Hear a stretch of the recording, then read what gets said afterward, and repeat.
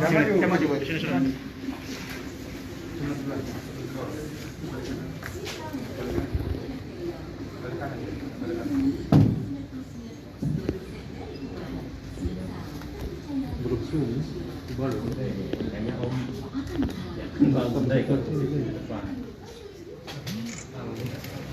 Yuk.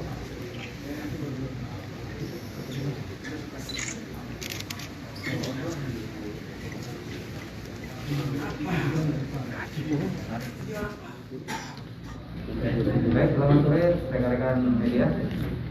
Hari ini saya akan menginformasikan terkait dengan langkah-langkah penyidikan yang sudah dilakukan oleh jajaran oleh NTT, oleh tim yang sudah dibentuk oleh Bapak Kapolda dari gabungan dari Ditkrimum, Polres Subang Kota dan Polres Malang, di mana kegiatan tersebut dari awal dilaporkannya kejadian ini, yaitu pada tanggal 30 Oktober 2021, ini penyidik langsung melakukan olah TKP, dan kemudian dari olah TKP ini penyidik langsung melakukan pemeriksaan otopsi terhadap kedua jenazah, sekaligus pemeriksaan terhadap saksi-saksi. Demikian juga untuk mengetahui identitas tersebut, penyidik melakukan pemeriksaan DNA. Dan telah saya sampaikan bahwa pada tanggal 24 November penyidik sudah mampu menentukan identitas daripada jenazah yang ditemukan di TKP tersebut. Selanjutnya, sampai dengan hari ini, saksi yang sudah diperiksa adalah sebanyak 25 saksi, di mana apabila saat itu tersangka ini kita periksa masih sebagai saksi, dan sekarang sudah ditentukan sebagai tersangka. Kemudian barang bukti yang disita adalah sebanyak 34 item, ya.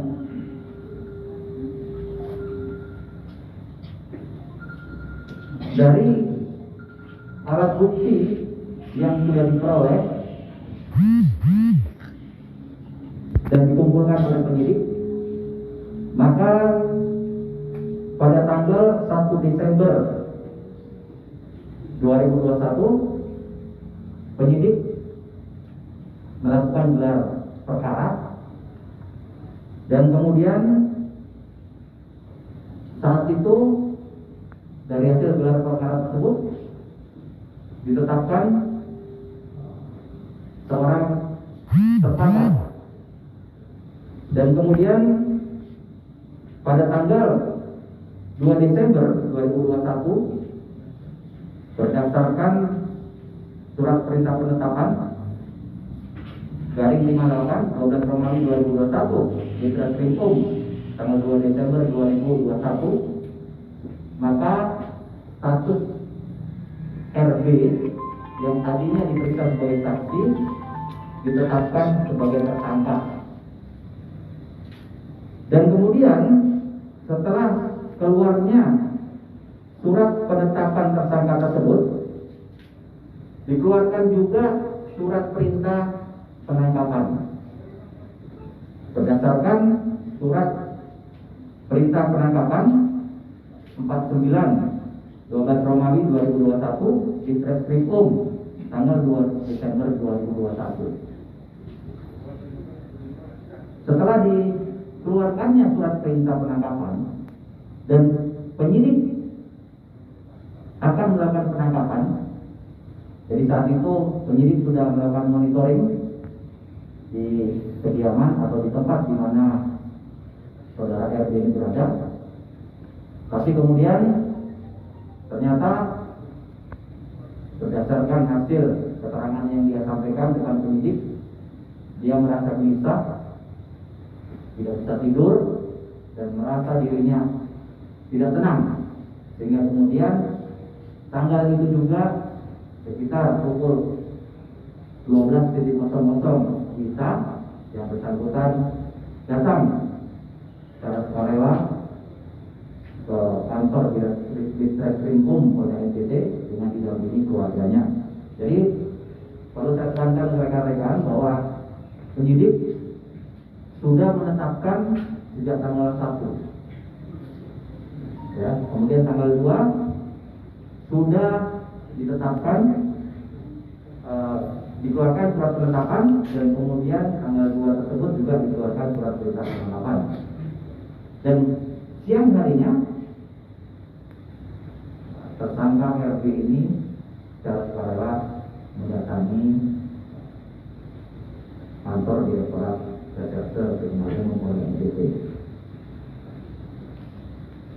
Berdasarkan hasil pemeriksaan terhadap tersangka RB ini, diperoleh keterangan bahwa saudara RB patut diduga keras melakukan tindak pidana pembunuhan terhadap kedua jenazah terhadap kasus dugaan pembunuhan ini. Kemudian setelah ditetapkan sebagai tersangka, maka berdasarkan alat bukti dan hasil pemeriksaan tersebut, pada tanggal 3 Desember 2021 dikeluarkan surat penahanan dan terhadap saudara RB dilakukan penahanan sejak tanggal 3 Desember 2021. Rekan-rekan, perlu saya sampaikan bahwa proses penentuan tersangka dan penangkapan serta penahanan terhadap tersangka ini dilakukan berdasarkan alat bukti yang sudah ditemukan dan dikumpulkan oleh penyidik, termasuk dalam menentukan identitas daripada korban. Ini penyidik melakukan langkah-langkah scientific crime investigation. Jadi bukan semata-mata hanya keterangan dari atau pengakuan dari tersangka. Karena pengakuan tersangka ini kita abaikan. Tetapi apa yang disampaikan oleh tersangka ini dikuatkan dengan alat-alat bukti lain yang valid dan tidak terbantahkan sebagaimana diatur di dalam pasal 184 KUHP. Saya berikan contoh. Pada awalnya korban ini tidak diketahui identitasnya karena dalam kondisi rusak. Dan di TKP penyidik sudah menemukan beberapa barang bukti berupa pakaian yang digunakan oleh, yang diketahui masyarakat umum bahwa itu digunakan oleh korban. Dan ini juga sudah diketahui oleh penyidik. Tetapi tentunya ini perlu proses pembuktian secara ilmiah, sehingga tidak langsung disampaikan. Tetapi supaya lebih akurat, maka kita menunggu hasil pemeriksaan secara laboratorium.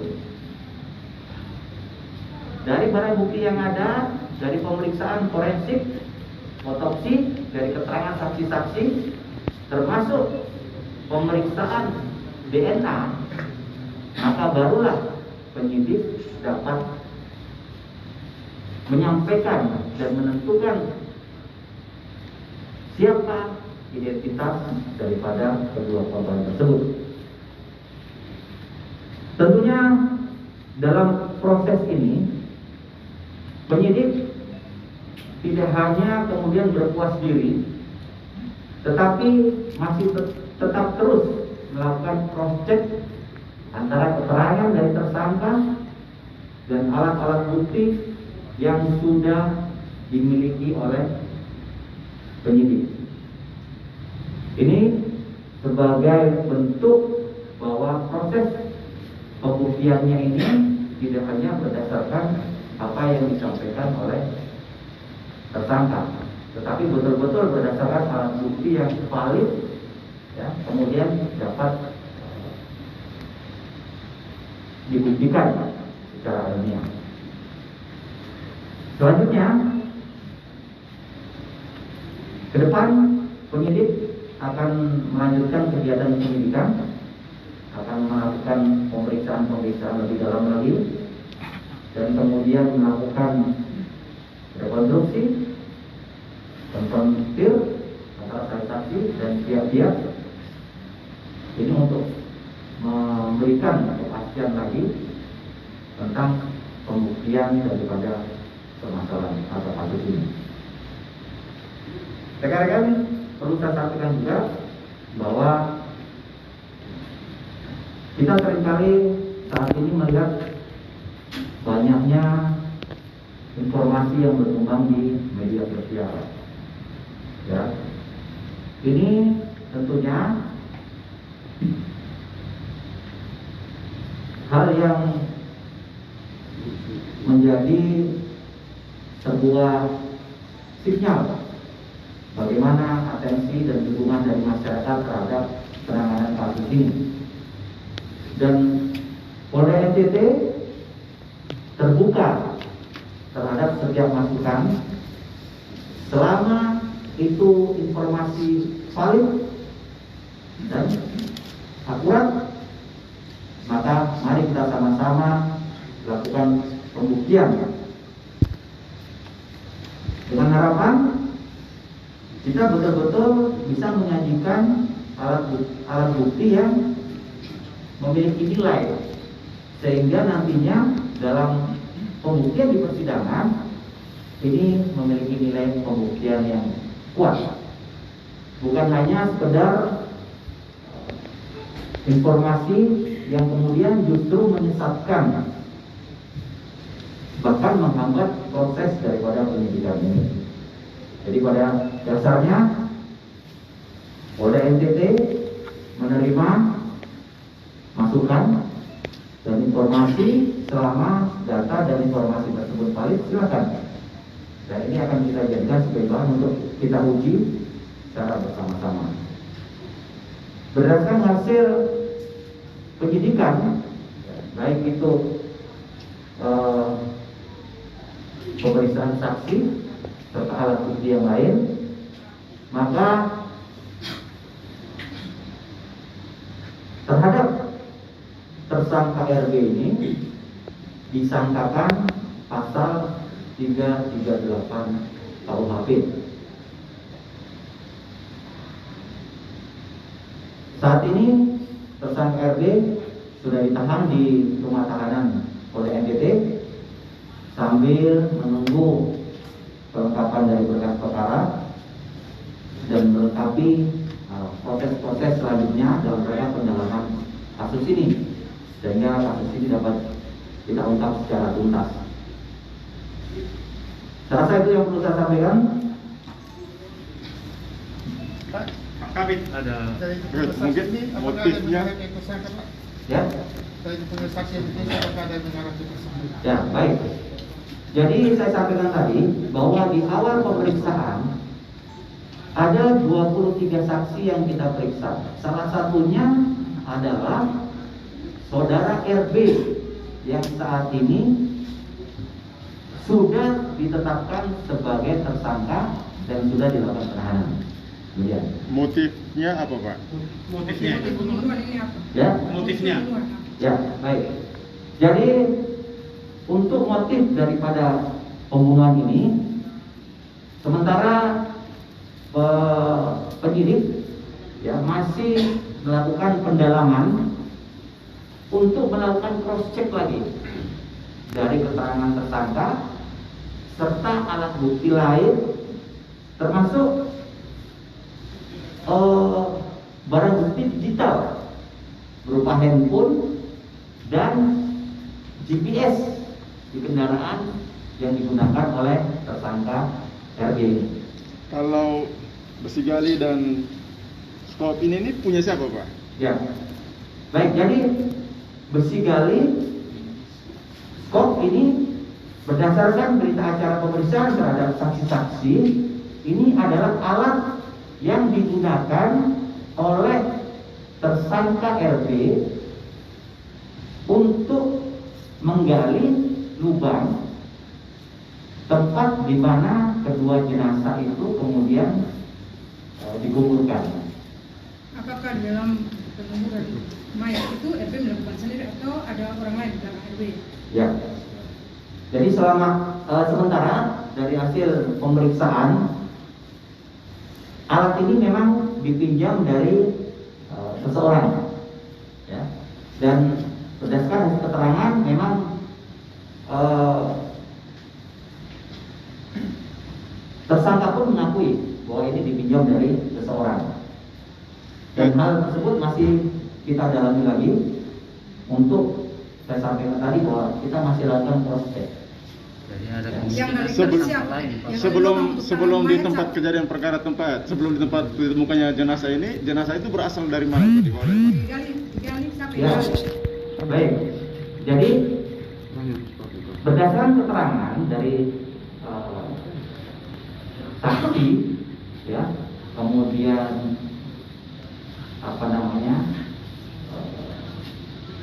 bukti-bukti digital ini sebelum dikuburkan itu korban sempat dibawa berkeliling di beberapa tempat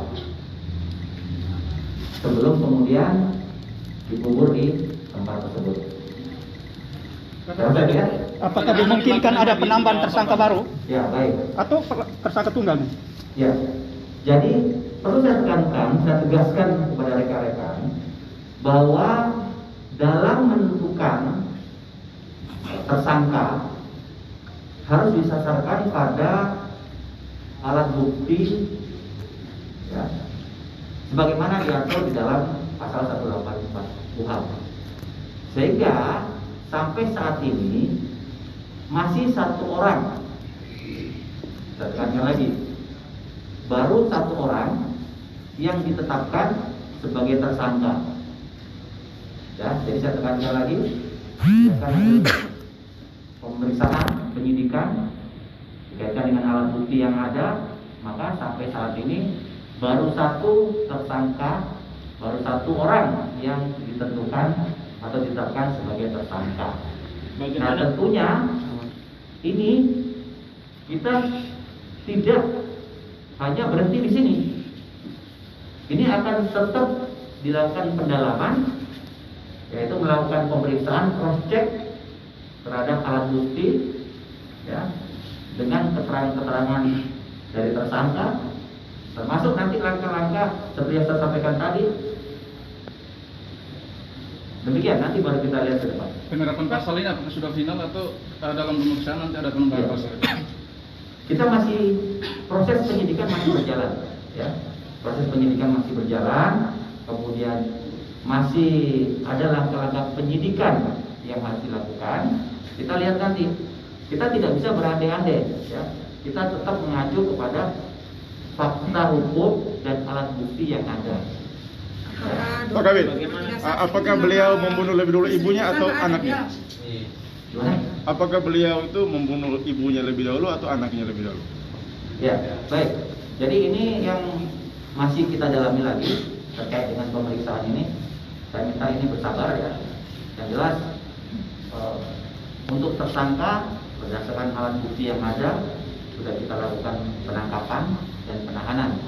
Dan selanjutnya penyidik masih terus untuk melakukan langkah penyidikan ini secara scientific crime investigation, secara ilmiah, ya, bukan hanya berdasarkan katanya, bukan berdasarkan persepsi. Jadi saya juga mengimbau masyarakat, kalau memang ada informasi yang valid dan akurat, silakan disampaikan. Kami menerima itu untuk kita buktikan bersama-sama. Tidak perlu kemudian menyampaikan pernyataan-pernyataan yang justru ini malah menyesatkan nantinya, ya. Tidak dibuktikan secara ilmiah, hanya mencocok-cocokkan, hanya memperkirakan saja. Cara itu ya. Bagaimana pelaku menghabisi korban? Tiga saksi itu nama Bagaimana istri pelaku tersangka menghabisi ada. korban? Gimana? Bagaimana pelaku menghabisi korban? Iya. Sementara ini berdasarkan hasil otopsi ini ada kondisi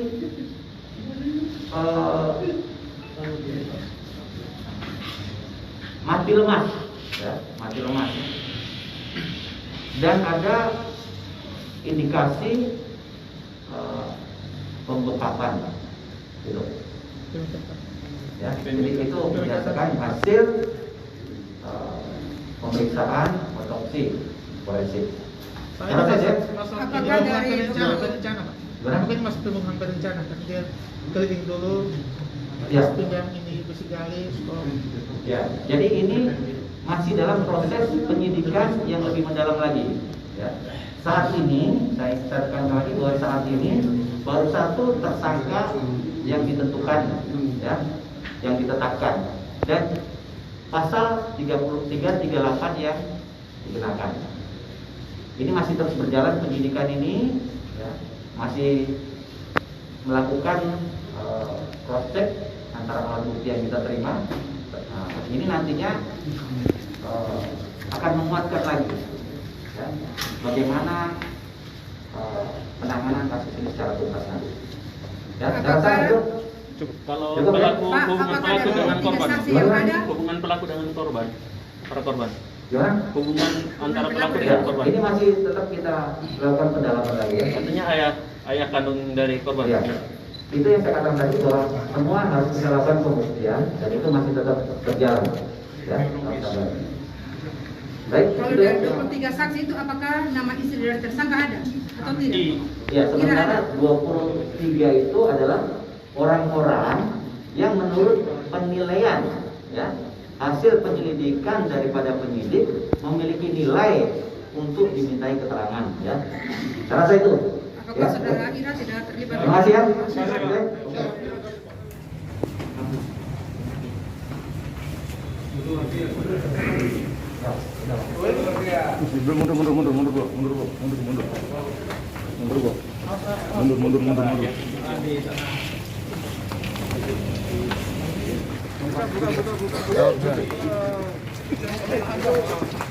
Tadi sendirian atau ada yang lain lagi? Tadi. Abang kenapa? Rani kok bisa tega?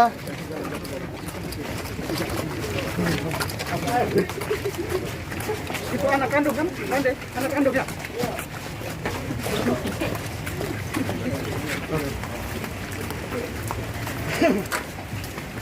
Masuk kok.